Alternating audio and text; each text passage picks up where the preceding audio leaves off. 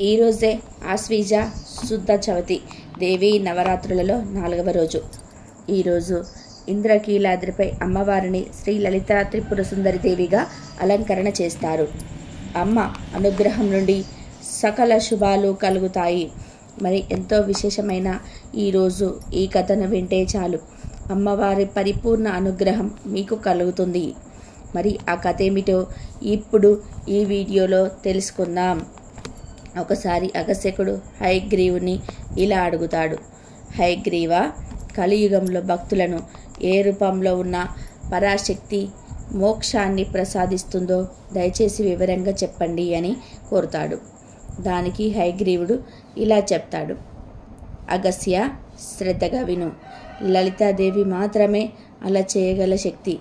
ఆమె కథను చెప్తాను విను అంటూ ఇలా చెప్పడం మొదలుపెట్టాడు. ఒకసారి శివుని కోపం వలన మన్మధుడు దహనం చేయబడ్డాడు. రుద్రగణాల్లోని ఒకటైన చిత్రకర్మ ఆ కాలిన మన్మధి 3 యుద్ధతో బొమ్మ గీయడం మొదలుపెట్టాడు. ఒక బొమ్మను సిద్ధం చేసి దానిని శివుడి దగ్గరకు తీసుకెళ్ళాడు. పరమశివుడు ఉద్దేశాలు నిజంగా ఎవరికి అర్థం కావు. ఆ బొమ్మ శివుడి దగ్గరకు రాగానే అది ప్రాణం పోసుకుంది. మరియు అలా పుట్టిన బాలుడు శివుడికి అలాగే చిత్రకర్మకు సాష్టాంగ నమస్కారం చేశాడు. దీంతో చిత్రకర్మ ఆనందంతో పొంగిపోయాడు. అతను బాలుడికి శతరుద్రీయ మంత్రం యొక్క ఉపదేశాన్ని ఇచ్చి తపస్సు చేయమని కోరాడు. తపస్సు ఫలించిన దశకు చేరుకున్నప్పుడు శివుడు అతని ముందు ప్రత్యక్షమయ్యాడు. అతడు తనకు ఒక ప్రత్యేక వరం ఇవ్వమని శివుణ్ణి అడిగాడు. అది ఏంటి అంటే, నాతో పోరాడే ఎవరైనా వెంటనే తన శక్తిలో సగం కోల్పోవాలి, మరియు ఆ బలం నా బలానికి జోడించాలి. నా ప్రత్యర్థుల ఆయుధాలు ఏవి నన్ను కట్టడి చేయకూడదు అని. వెంటనే పరమశివుడు ఆ వరాన్ని ప్రసాదించి ఇలా చెప్పాడు, 60,000 సంవత్సరాలు రాజ్యాన్ని పాలించి వరం కూడా నీకు ప్రసాదిస్తున్నాను అని చెప్పాడు. ఈ వరాలు ఇచ్చిన తర్వాత శివుడు అదృశ్యమయ్యాడు. శివుడి మాటలకు అతడు ఆశ్చర్యపోయాడు. అతని పేరే బండాసురుడు. అతని గుణాల కారణంగా అతడు అసురుడు అయ్యాడు. ఈ సమయంలోని మన్మధుడి యొక్క బూడిద యొక్క అవశేషాల నుండి 2 రాక్షసులు జన్మించారు. వారే విసురుక మరియు విశుద్ధుడు. వీరిద్దరూ బండాసురుడిని ప్రధాన సోదరులయ్యారు. అదనంగా మన్మధుడి బూడిద నుండి వేలాది మంది రాక్షసులు జన్మించారు. వీరంతా బండాసురుడిని అనుచరుడిగా మారారు. వారు 300 మంది అక్షరులతో కూడిన బలమైన సైన్యాన్ని ఏర్పాటు చేశారు. వేలాది మంది రాక్షసుల పుట్టుక గురించి తెలుసుకున్న రాక్షసుల గురువు శుక్రాచార్యుడు అక్కడికి వచ్చి ఆ రాక్షసులందరికీ గురువు పాత్రను దహించి క్రమం తప్పకుండా అనుష్ఠానాలు అంటే రోజువారీ కర్మలు చేపట్టడానికి వారిని ప్రారంభించాడు. శుక్రాచార్యుడి ఆదేశం మీద ఆ రాక్షసులందరికీ ఒక పట్టణం ఏర్పాటు చేయబడింది. అది శూన్యక పట్టణం. శుక్రాచార్యుడు రాక్షసులందరినీ కొత్త నగరానికి తరలించమని కోరారు. ఆ రాజ్యానికి బండాసురుని రాజుగా పట్టాభిషేకం చేశారు. విసురుక అలాగే విశంకులను యువరాజులుగా చేశారు. బండాసురుడికి 4 భార్యలు, సమోహిని, కుమిరిని, చిత్రాంగి, సుందరి. బండాసురుడు అలాగే అతని సైన్యం దేవతలను చంపాలనే ఉద్దేశంతో గాలి రూపాన్ని ధరించి స్వర్గంలోకి ప్రవేశించారు. మొదటగా దేవదూతల మనసులోకి ప్రవేశించి వారి మానసిక సామర్థ్యాలను ఎండబెట్టారు.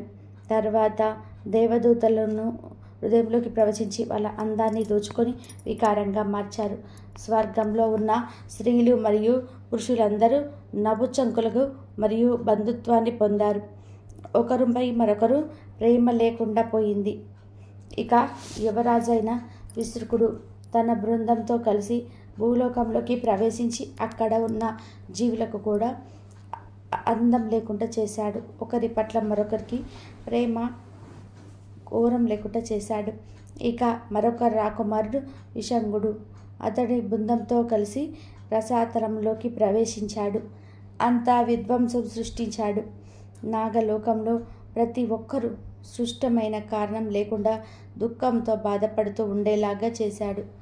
మన్మధుడు చనిపోవడంతో రతీదేవి దుఃఖ సాగరంలో మునిగిపోయింది. మన్మధుడు స్నేహితుడైన వసంతుడు రతీదేవిని ఓదార్చాడు. రాక్షసుల ఆకృత్యాల వలన సూర్యుడు, చంద్రుడు, నక్షత్రాలు కూడా ప్రకాశాన్ని కోల్పోయాయి.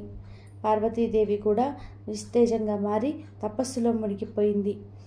స్వర్గంలో బ్రహ్మతో సహా దేవతలందరూ ఏం జరుగుతుందో ఏం జరగబోతుందో అర్థం చేసుకోలేకపోయారు. తమ కష్టానికి పరిష్కారం చూపమని శ్రీహరిని ఆశ్రయించారు. అప్పుడు శ్రీహరి ఇలా పలికాడు, మీరందరూ మీ శక్తులను ఎందుకు హరించుకుపోతున్నారు అని అడిగాడు శ్రీహరి. దేవతలు తమ కష్టాలను మొరపెట్టుకోగానే శ్రీహరి దేవతలందరినీ విశ్వం అంచు దగ్గరకు తీసుకొని వెళ్ళాడు. అక్కడ కంచెలాంటి పెద్ద గోడ ఉంది. దేవదూతలు గోడలు బద్దలు కొట్టడానికి ఏనుగులను పిలిచారు. 1 సంవత్సరం పాటు నిరంతరం శ్రమించటంతో గోడలు చీలికల ఏర్పడింది.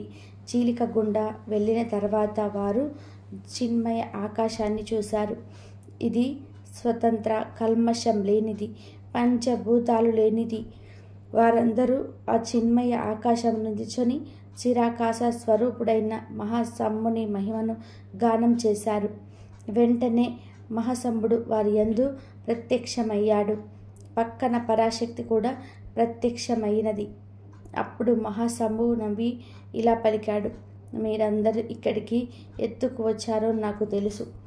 విధ్వంసం మూలంగా అమాంతర ప్రళయ, మహాప్రళయ మరియు కామ ప్రళయ, మహాప్రళయ నుండి ప్రపంచాన్ని రక్షించే బాధ్యత నాదే. అవాంతర ప్రళయ నుండి రక్షించేవాడు విష్ణువు. కామ ప్రళయ నుండి రక్షించేది లలితా పరమేశ్వరి. ఈ 3 రకాల ప్రళయాలు ప్రతి కల్పంలో చక్రీయ పద్ధతిలో జరుగుతాయి. ఇప్పుడు కామ విధ్వంసం కారణంగా మరియు బండాసురుడి చెల్లెల కారణంగా కామిక ప్రళయం జరిగినది. లలితాదేవి మాత్రమే ఈ పరిస్థితి నుంచి రక్షించగలదు. పరాశక్తి ఒకటే మరో లలితాదేవిని సృష్టించగలదు. అందుచేత ఆమెను ఆశ్రయించండి, సహాయం చేయమని వేడుకోండి అని పలికాడు శంభుడు. అది విన్న దేవతలకు ఏం చేయాలో తోచలేదు. పరాశక్తిని ప్రసన్నం చేసుకొని పద్ధతిని చెప్పమని మహాశంభుని ప్రార్థించారు. అప్పుడు మహాశంభుడు ఇలా చెప్పాడు, దీనిని మహాయాగం అంటారు. నేను ఈ యాగంలో పూజారిని. నాకు ఈ యాగంలో అగ్ని 7 సముద్రంలో చివరిది అంటే జల సముద్రం ఇప్పుడు ఎండిపోయినది. అలా ఏర్పడిన భారీ గొయ్యి హోమగుండం. మిగిలిన 6 మహాసముద్రాలు నైవేద్యంగా ఉపయోగించే 6 చుక్కల నెయ్యిని కలిగి ఉంటాయి. సృష్టి 5 రకాలు: మానవ సృష్టి, జలవి సృష్టి, అండ సృష్టి, స్వేదక సృష్టి, అలాగే ఉద్భిజ సృష్టి. భూమి, పర్వతాలు, జలం, వాయువు మరియు ఆకాశం ఈ 5 అన్ని ఈ యాగంలో ఉపయోగించే పదార్థాలు. అగ్ని మూలకం 5 మూలకాల్లో ఒకటి. ఆ అగ్నిలోని ఒక భాగమైన సమర్పించవలసిన పదార్థం కాదు. ఇక ఈ విధానంగా యాగం చేస్తున్నప్పుడు మీరు చివరగా హోమగుండంలోకి దూకాలి. అప్పుడు లలితా పరమేశ్వరి ప్రత్యక్షమవుతుంది. ఆమెను చక్రరాజ రథం అనే రథంలో కూర్చోబెట్టాలి అని చెప్పగానే దేవదూతలు అలాగే దేవుళ్ళు సంతోషించి మహాశంభుని ఊతగా నిలబెట్టి యాగం కొనసాగించుకొని వేడుకుంటారు. పరాశక్తి, మహాశంభులు అదృశ్యమవుతారు. హోమం ముగిసే సమయానికి లలితాదేవి శిరగ్ని హోమగుండం నుండి చక్రరాజరథం అనే ప్రత్యేక రథం పైన కూర్చుంటుంది. చక్రరాథం అనే ప్రత్యేక రథంపై వస్తుంది. అందువలన లలిత సహస్రనామంలో చిదగ్నికుండ సంభూత, దేవకార సమర్జిత మరియు చక్రరాజ రథ కూడా సర్వాయుధ పరిశ్రుత అంటే వర్ణనలు మనకు కనిపిస్తాయి. లలితాదేవి 23 మంది శివచక్ర దేవతలను సృష్టిస్తుంది. శ్యామలాదేవిని ప్రధాన మంత్రిగా పెట్టుకుంటుంది. వాగ్తాళీదేవిని తన సైన్యానికి అధిపతిగా చేస్తుంది. అందుకే వాగ్తాళీదేవిని దండనాథదేవి కూడా పిలుస్తారు. ఆమెని వారాహీదేవి అని కూడా పిలుస్తారు. లలితాదేవి 4 మహాసముద్రాల నుండి వెలువడే శబ్దాన్ని డంకా ముగిస్తూ అనేక ఇతర వాయిద్యాలతో బండాసురుడిపై యుద్ధానికి బయలుదేరుతుంది. లలితాదేవి యుద్ధానికి వెళుతున్నప్పుడు బండాసురుడి యొక్క శూన్యక పట్టణంలో చాలా చెడు శబ్దాలు కనిపిస్తాయి. పరిస్థితిని అంచనా వేయడానికి, విశ్లేషించడానికి బండాసురుడు తన సోదరులైన విశ్రుక మరియు విషంగులతో కలిసి అత్యవసర సమావేశాన్ని ఏర్పాటు చేస్తారు. దేవతలందరూ లలితాదేవి వెనక ఉన్న మనం భయపడాల్సిన పని లేదు అంటాడు బండాసురుడు. లలితాదేవి బండాసురుడు సోదరుడు చంపేస్తుంది. ఈ విషయం తెలుసుకున్న బండాసురుడు దుఃఖంలో మునిగిపోతాడు. అతడు తన 30 మంది కొడుకులను యుద్ధానికి పంపుతాడు. ఈ వార్తను విన్న లలితాదేవి కొడుకు బాలాదేవి ఆ రాక్షసులతో యుద్ధం చేస్తాను అంటుంది. కానీ దానికి లలితాదేవి ఒప్పుకోదు. కానీ తన కూతురు పరాక్రమాలు తెలిసిన లలితాదేవి అనుమతిని ఇస్తుంది. బాలాదేవి బండాసురుని కొడుకులతో భీకర పోరును ప్రారంభిస్తుంది. వారందరినీ చంపేస్తుంది. లలితాదేవి మహాకామేశ వస్త్రాన్ని ప్రయోగించి బండాసురుని సంహరిస్తుంది. వెంటనే అతని శూన్యక పట్టణం కాలిపోతుంది. లలితాదేవి తన కరుణతో చిరునవ్వు నవ్వగానే మన్మధుడు పునర్జన్మ తీసుకుంటాడు. అంటే లలితాదేవి శివుడి కన్ను నుండి అందించి నాశనం చేయబడిన మన్మధుడికి పునర్జన్మని ఇచ్చిన పవిత్రమైన మూలికా సంజీవిని. ఎంతో పవిత్రమైన విశేషమైన ఈ కథను ఈ రోజును విన్నా, చదివినా, చెప్పినా, వినిపించిన సకల శుభాలు కలుగుతాయి. జన్మల దోషాలు తొలగి కోటి జన్మల పుణ్యం వస్తుంది. నవరాత్రుల్లో అమ్మవారిని ఎరుపు, కేసరి రంగు వస్త్రాలతో అలంకరణ చేస్తారు. అమ్మవారికి దద్దోజనం, గారెలు నైవేద్యంగా సమర్పిస్తారు. లలితా సహస్రనామాన్ని పఠించిన వారికి దీర్ఘాయువు, వంశాభివృద్ధి, కోటి జన్మల పాపం కూడా తొలగిపోతుందని పురాణాల్లోని హయగ్రీవుడు వివరించాడు. లోకాలను మించిన అతిలోక లావణ్యంతో లాస్యం చేసే లలితమ్మని లోకోత్తర లావణ్యప చిన్మయ చైతన్యం ఆనందాది యాగంతో లలితామ్మ చేసే లాస్య లీలలకు లలాటం లలాస్థలి. ప్రతి స్త్రీమూర్తిని తల్లిగా భావించగలిగితే లలితామ్మ కరుణ అనుభవంలోకి వస్తుంది. నవరాత్రుల్లో దుర్గాదేవి అమ్మాతను పూజిస్తే సకల పాపాలు తొలగిపోతాయని, అమ్మవారి ఆశీస్సులతో తమ జీవితంలో సుఖశాంతులు, సంపద, ఐశ్వర్యం లభిస్తాయని చాలామంది నమ్మకం. దేవి భాగవతంలో త్రిమూర్తుల కంటే పరాశక్తికే ఎక్కువ ప్రాధాన్యత ఇచ్చారు. లక్ష్మీ సరస్వతి దేవులు ఇరువైపులా ఉండి పింజామరలు వీస్తూ ఉండగా శ్రీచక్ర అధిష్టాన శక్తిగా కొలువు తీరుతుంది అమ్మవారు. చేతిలో ఉండి వీళ్ళు పాశం భక్తులకు వరాలను ఇస్తుంది. కొన్ని ప్రాంతాలలోని లలితాదేవిని పరాశక్తిగా భావించి ఖడ్గమాలను కూడా పూజిస్తారు. ఆత్మ, మనస్సు, శరీరం అనేది 3 పురాలు. వీటినే త్రిపురాలు అంటారు. ఈ 3 పురాల్లో ఉండే రాక్షసత్వాన్ని తొలగిస్తే అమ్మ సౌందర్యం త్రిపుర సుందరిగా వెలసిల్లుతుంది. త్రిపురాత్రయంలో 2వ శక్తి అమ్మవారు. దేవి ఉపాసకులకు ఈమె ముఖ్య వివాస దేవత. త్రిగుణాతీతమైన కామేశ్వర స్వరూపం ఈమె. కోమత్వం కలిగిన మాతృమూర్తి ఈమె చెరుగడ, విల్లు, పాశాంకుశాలు ధరించిన రూపంలో కుడివైపున లక్ష్మీదేవి, ఎడమ వైపున సరస్వతీదేవి సేవలు చేస్తూ ఉండగా లలితాదేవి భక్తులను అనుగ్రహిస్తుంది. దారిద్ర దుఃఖాలను తొలగించి సకల ఐశ్వర్యాలను, అధిష్టాలను సిద్ధింపచేస్తుంది. లలిత త్రిపుర సుందరీదేవి విద్యాస్వరూపిణి, సృష్టి స్థితి సంహార రూపిణి. కుంకుమతో నిత్య పూజలు చేసే సువాసినులకు ఈ తల్లి మాంగళ్య సౌభాగ్యాన్ని ప్రసాదిస్తుంది. శ్రీచక్రానికి కుంకుమార్చన చేయాలి. లలిత అష్టోత్తరంతో పూజించాలి. ఓం ఐం హ్రీం శ్రీం శ్రీ మాత్రే నమః.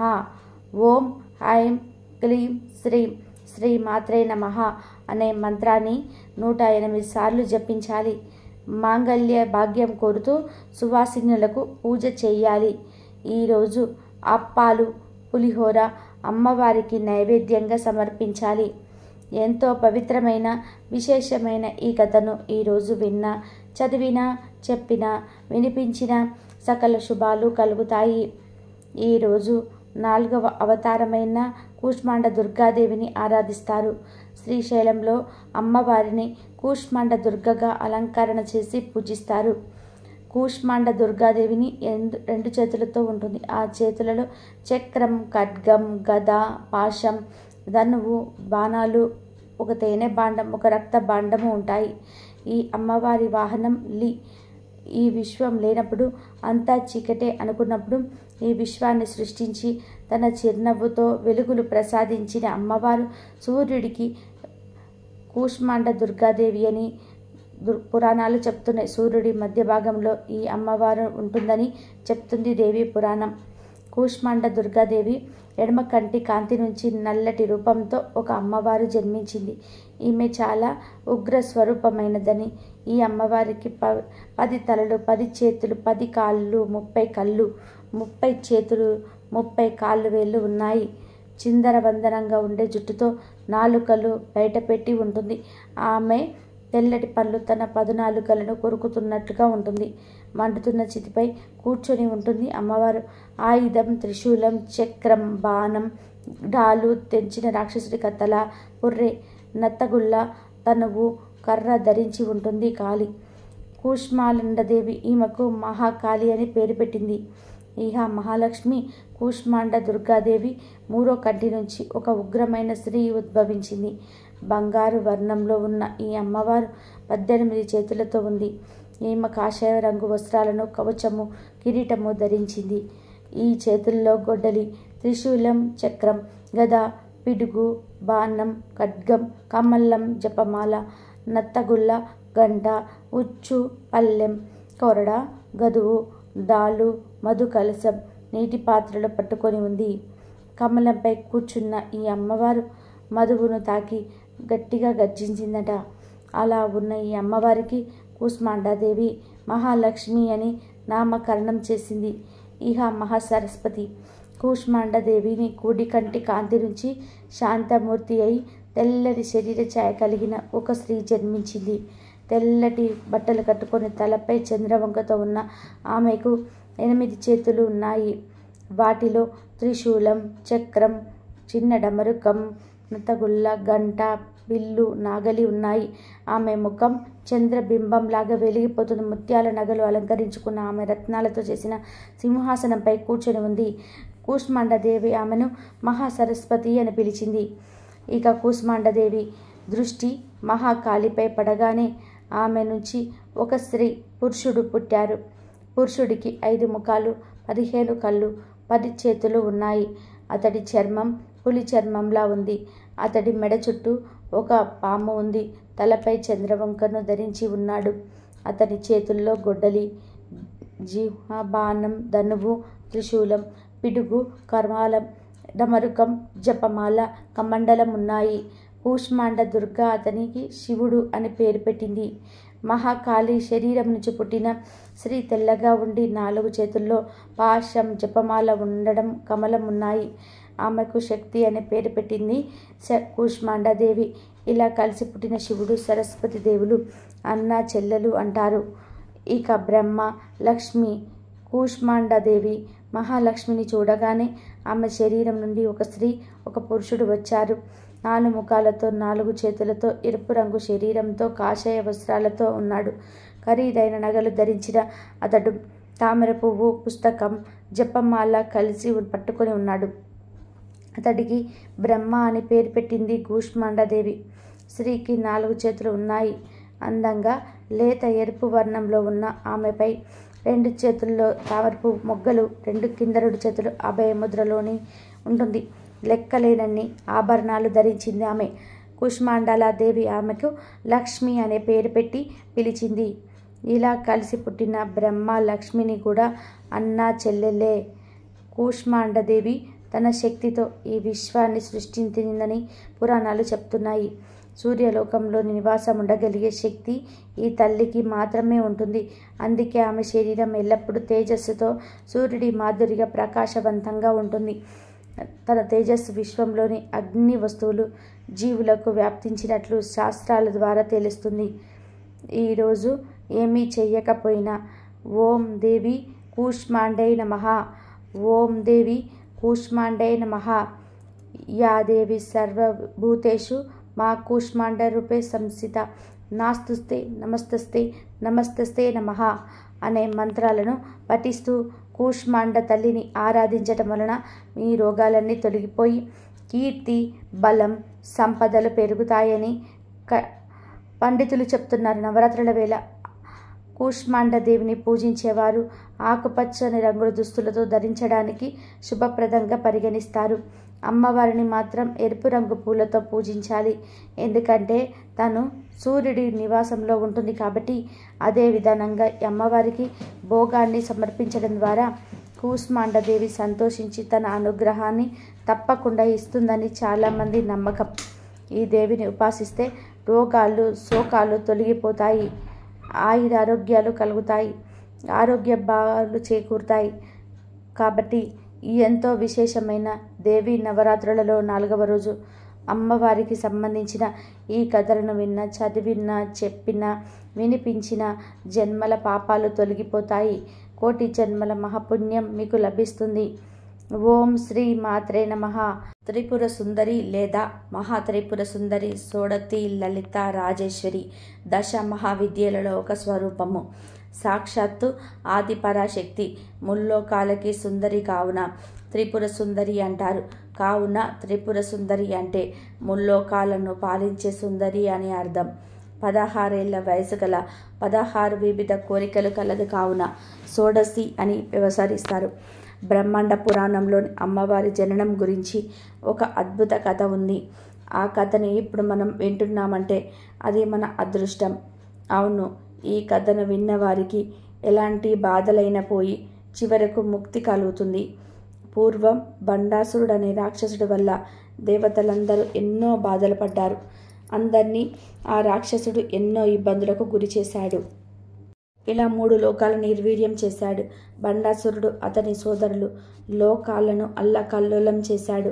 బండాసురుని వల్ల బాధలు పొందిన దేవతలందరూ అతన్ని ఏ విధంగా తెలుసుకున్నారు. ఆ ఆదిపరాశక్తిని ఆరాధిస్తే తప్ప తమ కష్టాలు పోవని భావించారు. ఒక శుభముహూర్తంలో యోజనమంతమైన వైశాల్యంలో హోమగుండాన్ని రూపొందించారు. అందులో అగ్నిని స్థాపించారు. ఇంద్రుడు దేవతలతో ఇలా అన్నాడు: అసురులారా, మనము మన రక్త మాంసాలను ఆహుతిగా చేసి మహాయాగాన్ని చేద్దాం. దానివల్ల దేవి సంతృప్తి చెంది మనకు దర్శనమిస్తుంది. మన ఆత్మత్యాగం వలనే సత్ఫలితాలు లభిస్తాయి. మీరంతా సిద్ధమేనా అని అడిగాడు. అందరూ దేవతలు సిద్ధమేనని తమ సమ్మతిని తెలియజేశారు. అప్పుడు ఇంద్రుడు ఒక్కొక్కరి శరీర అవయవాల్ని తీసుకుని మహాయాగంలో ఆహుతి ఇవ్వడం ప్రారంభించాడు.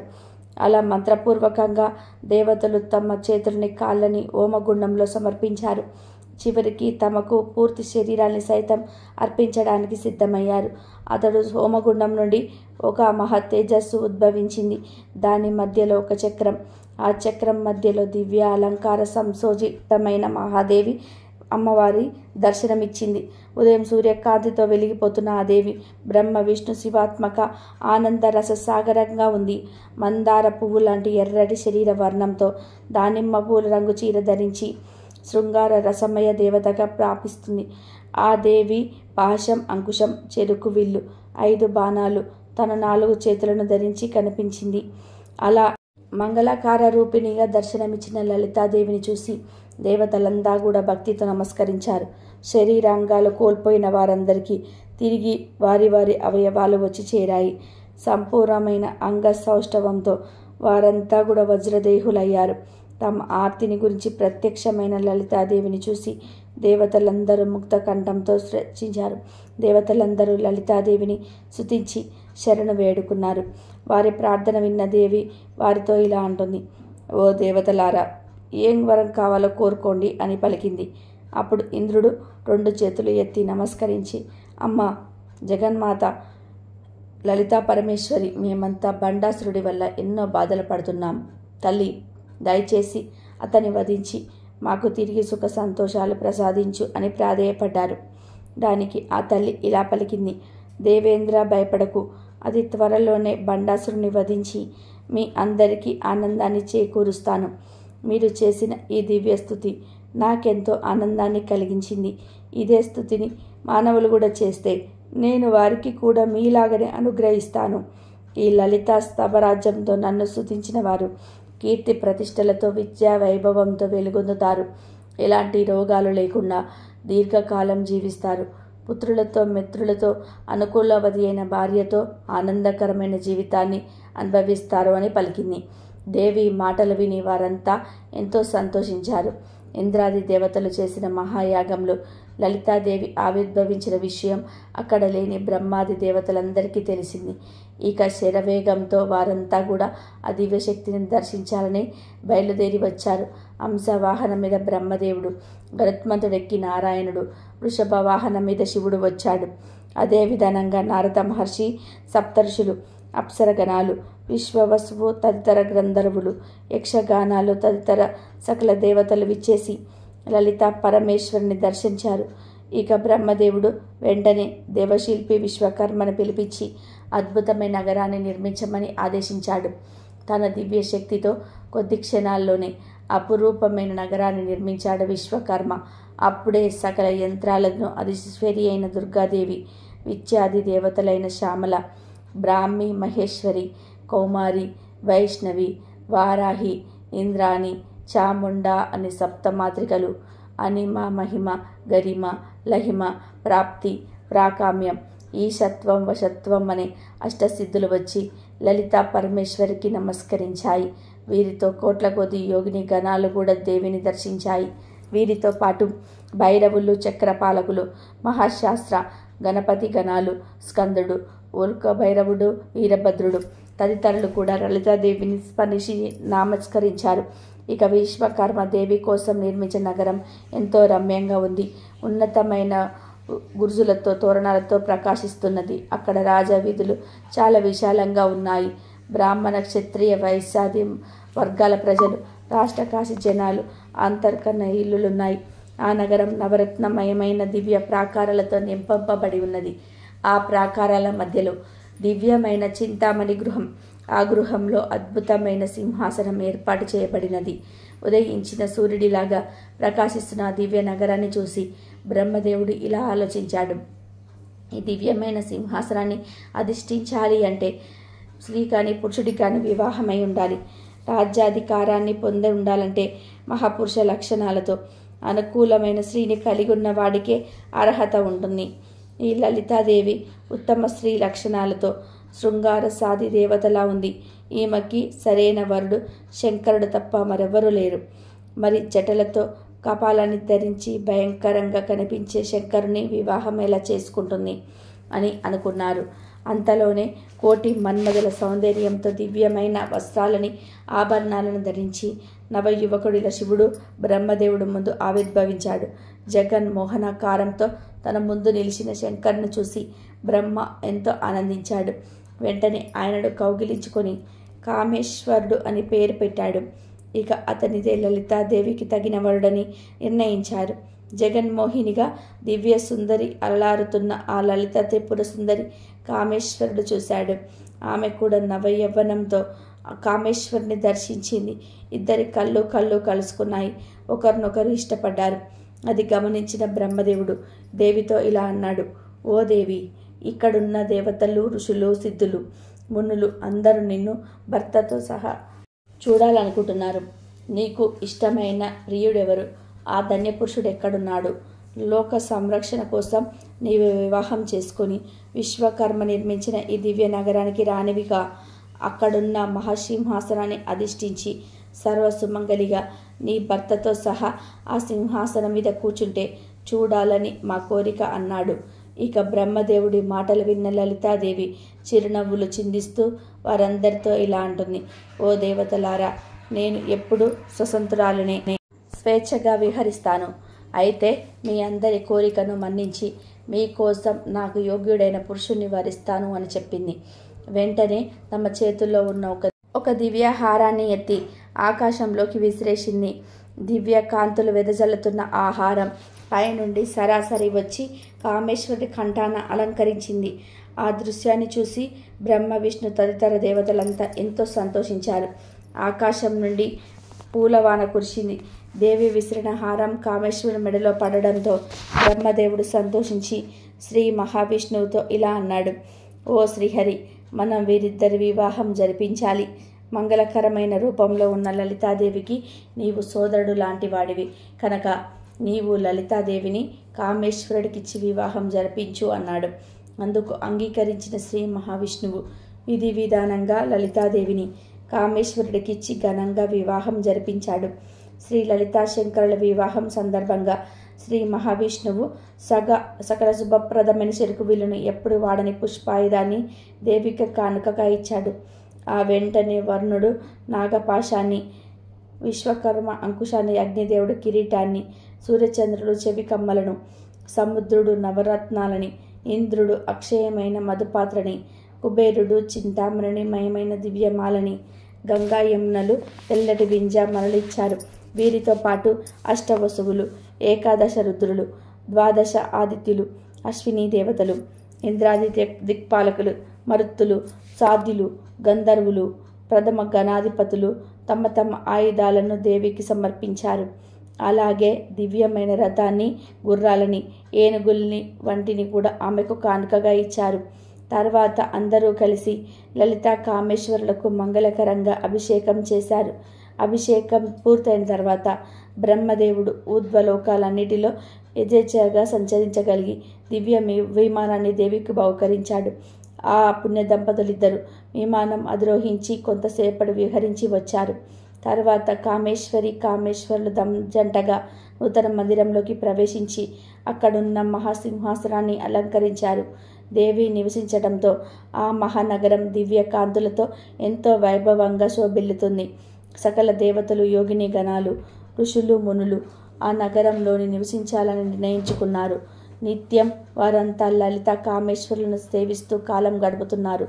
ఒకనాడు నారదుడు దేవ దగ్గరికి వెళ్ళి, అమ్మ లోకపావని, అందరినీ రక్షించగలిగారు దానివి నువ్వే తల్లి. బండాసుడి అకృత్యాలు నానాటికి మితిమీరిపోతున్నాయి. నీ ఒక్కదానివే వాడిని సంహరించగలవు. దయచేసి అతన్ని వధించి ముల్లోకాలకు మేలు చేయి తల్లి అన్నారు. నారదుని పెంటపాని విన్న లక్ష్మీదేవికి కర్తవ్యం గుర్తుకు వచ్చింది. తన అవతార పరమార్థం బండాసురుని సంహరించడమే కనుక ఇక ఆలస్యం చేయకూడదని నిశ్చయించుకుంది. వెంటనే యుద్ధానికి సౌరవ సైన్యాన్ని సన్నద్ధం చేసింది. దిక్కులు పికటీలలో యుద్ధ బేర్లు మోగాయి. ఇక అమ్మవారు సైన్యం యుద్ధ భూమిలోకి ప్రవేశించి బండాసురుడి సోదరుణ్ణి చీల్చి చెండాడి సంహరించారు. ఇక దేవి సైన్యానికి బండాసురుడి గణానికి మధ్య యుద్ధం ప్రారంభమైంది. వారిరువురి మధ్య జరుగుతున్న పోరులో కోట్లాది మంది అక్రు సైన్యం అంతమయ్యారు. ఇక లలితాదేవి బండాసురులు పరస్పర యుద్ధం పడ్డారు. ఇక బండాసురుడు లలితాదేవి మీద అనేక అస్త్రాలు ప్రయోగించారు. అమ్మవారు వారన్నిటినీ అవలీలగా ఛేదించింది. వారి ఒక్కసారిగా బండాసురుడిపై తన ఆగ్రహాన్ని కలిగి వికటాహట్టచం చేసింది.